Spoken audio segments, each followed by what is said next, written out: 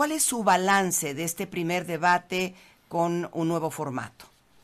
Mira, en términos generales creo que el formato sí fue más ágil, el formato permitió mucho más interacción y obviamente obligó a los candidatos a tener que profundizar en algunas cosas.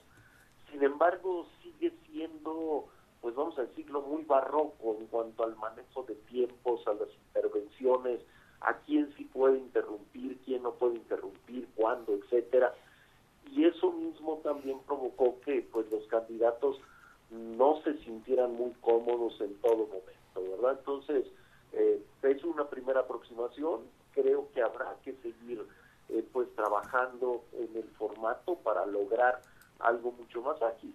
De por sí es muy difícil hacer un formato totalmente amigable y propicio a un debate real cuando estás hablando de 5 candidatos. Eso ya lo complica mucho en sí mismo. Entonces, pues habrá que ver cómo lo van tratando de perfeccionar en los siguientes 2 ejercicios que habrá en este proceso electoral. Jesús, desde su perspectiva, ¿este debate cambiará la tendencia de las preferencias electorales? No creo que cambiará sustancialmente. Puede haber algunos ligeros movimientos, sí, pero no creo que cambie sustancialmente las tendencias. El debate realmente, pues podría decir, las únicas sorpresas que tiene son más bien anecdóticas, ¿no? Pero no hubo realmente algo que pues pueda ser definitivo, ¿no? O sea, los debates que han tenido algún tipo de consecuencia han sido muy evidentes desde el momento mismo del debate, y me refiero a errores muy marcados por parte de alguno de los contendientes o aciertos muy claros por parte de alguno de los otros.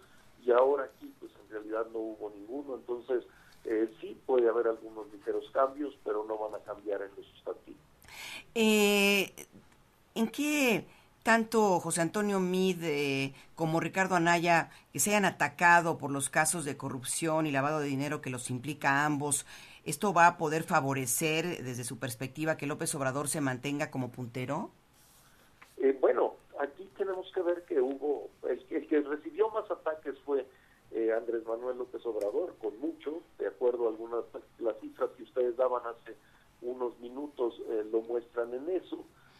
Sin embargo, también es importante que estos ataques, esta confrontación que se ha venido dando desde el inicio de la campaña electoral, es más, diría desde las intercampañas entre Anaya y Meade, que se están disputando quién ocupa el segundo lugar, pues finalmente al que ha favorecido es precisamente al puntero, que es Andrés Manuel López Obrador. En la medida que se sigan estas disputas entre ellos, obviamente benefician a Andrés Manuel, que no tiene que involucrarse en esto y que al mismo tiempo queda un poco al margen. Sin embargo, ayer esto fue bastante menos notable de lo que había sido durante las intercampañas y al inicio de estas campañas.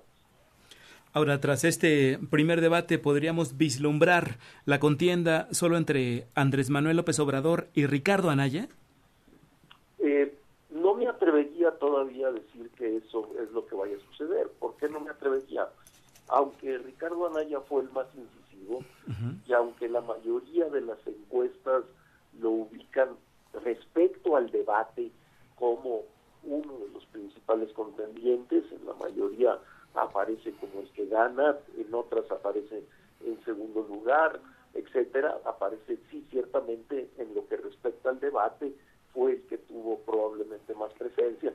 Sin embargo, si el debate no va a tener tanto impacto en las preferencias electorales, pues la realidad es que las cosas siguen relativamente igual o seguirán relativamente igual como están ahorita.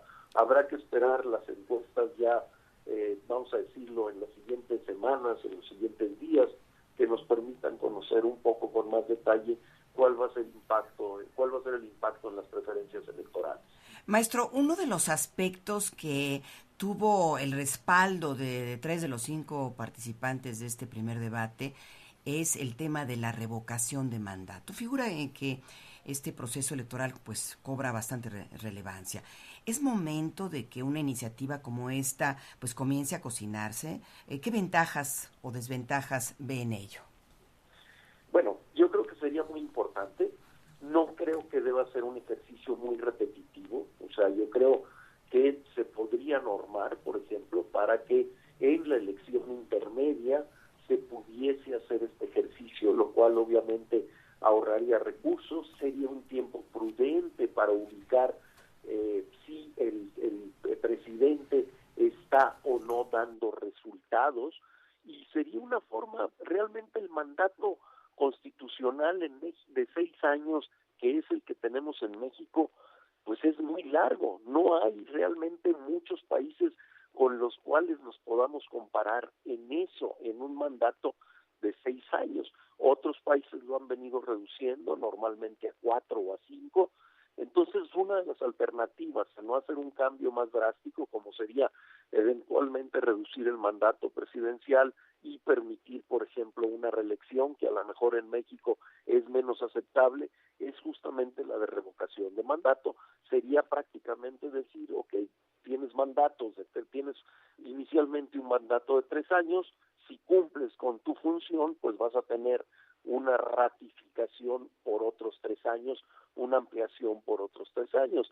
La ventaja, obviamente, pues sería que se puede echar a los malos gobernantes, se estaría empoderando a la ciudadanía, los candidatos tendrían que cuidar más las promesas que hacen para poderlas cumplir. La desventaja eventualmente pues será la incertidumbre. La desventaja, de hecho, en términos generales, en todos los países presidenciales no hay revocación de mandato para el presidente. Hay revocación de mandato para gobernadores, como es el caso de Estados Unidos, pero no hay revocación de mandato para presidente. Entonces, pues esas serían ventajas y desventajas desde mi punto de vista. Maestro, ya finalmente, maestro Jesús Cantú, y agradeciéndole su participación, si fuera un asesor de los candidatos o del propio INE, ¿qué tendría que mejorar en estos debates, en los 2 que faltan, para que sean más claros y puedan aprovecharse mejor? Bueno, yo quizás sí daría, aunque pueda ser menos secuenciado, probablemente sí daría más tiempo para las intervenciones de cada uno de los candidatos. Es decir, que efectivamente se obligara a los candidatos a tener que responder y ser confrontados por parte de moderadores, eventualmente académicos, eventualmente comunicadores y los otros candidatos. Pero al estarlo haciendo tan segmentadamente, claro que el riesgo que existe es que entonces la audiencia decida ver a uno y no a todos los candidatos. Ahí hay un riesgo sin ninguna duda, ¿no? Pero en contrapartida, lo que se lograría es obligar a los candidatos a responder y a profundizar en los temas, que es lo que no se está logrando en estos formatos, ¿no?